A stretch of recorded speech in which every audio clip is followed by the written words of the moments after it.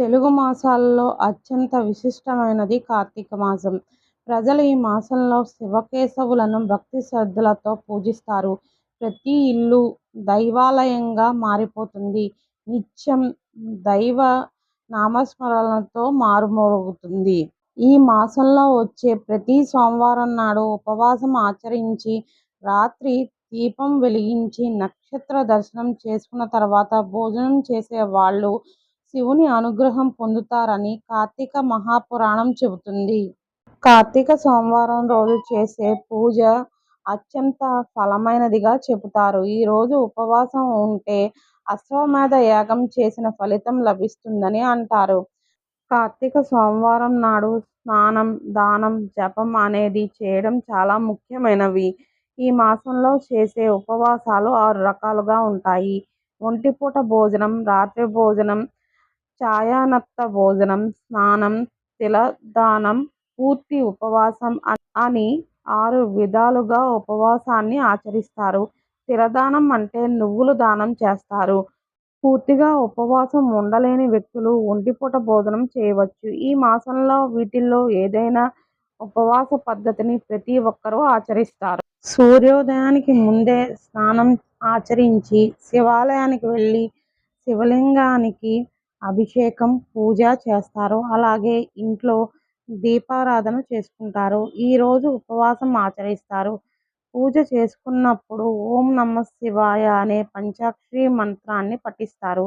ప్రదోష కాలంలో శివాలయానికి వెళ్ళి తప్పనిసరిగా దీపం వెలిగించి నక్షత్ర దర్శనం చేసుకున్న తర్వాత ఉపవాసం విరమించాలి.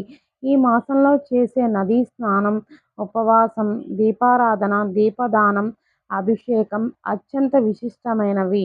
కార్తీక మాసంలోనే ప్రతి ఒక్క రోజుకి విశిష్టమైన ప్రాముఖ్యత ఉంటుంది. కార్తీక సోమవారం ఉపవాసం ఆచరించిన వ్యక్తికి కైలాస ప్రవేశం ఉంటుందని నమ్ముతారు. కార్తీక సోమవార ఉపవాసాన్ని గురించి చెప్పే ఒక కథ స్కంద పురాణంలో ఉంది. పూర్వం కర్కస అనే మహిళ ఉండేది. ఆమె ప్రవర్తన చాలా భయంకరంగా, అందరి పట్ల చాలా కర్కశంగా ప్రవర్తించేది. ఆమె ఎంతో మంచివాడైన వేద పండితుడు మిత్రశర్మను వివాహం చేసుకుంది. అయితే ఆమె దుర్మార్గ ప్రవర్తనతో భర్తను కూడా హింసించింది. దాంతో తన జీవితంలో చివరి దశలో భయంకరమైన వ్యాధితో పోరాడి దీనస్థితిలో మరణించింది. పాప ఫలితంగా మరో జన్మలో శునకంగా పుట్టింది. ఒకనాడు కార్తీక సోమవారం రోజు శునకానికి ఆహారం ఎక్కడా లభించలేదు. పగలంతా ఆహారం లేకుండా ఉండి చివరకు సాయంత్రం వేళ ఒక వేద పండితుడు సోమవార వ్రతం ఆచరణలో భాగంగా అన్నం ముద్దను ఇంటి బయట ఉంచాడు. ఆకలితో ఉన్న శునకం ఆ ఆహారాన్ని తిన్నది. వెంటనే శునకానికి గత జన్మ గుర్తొచ్చింది. తన గత జన్మ గురించి శునకం మనిషి భాషలో మొత్తం వేద పండితుడికి వివరించింది. అయితే కార్తీక సోమవారం నాడు పగటి పూట ఏమీ తినకుండా సాయంత్రం వేళ శివుడి ప్రసాదంగా భావించే అన్నం ముద్దను స్వీకరించడం వల్లే గత జన్మ జ్ఞాపకం వచ్చిందని పండితుడు శునకానికి వివరించాడు. తనకు పుణ్యం కలిగేలా ప్రసాదించమని వేడుకుంటుంది.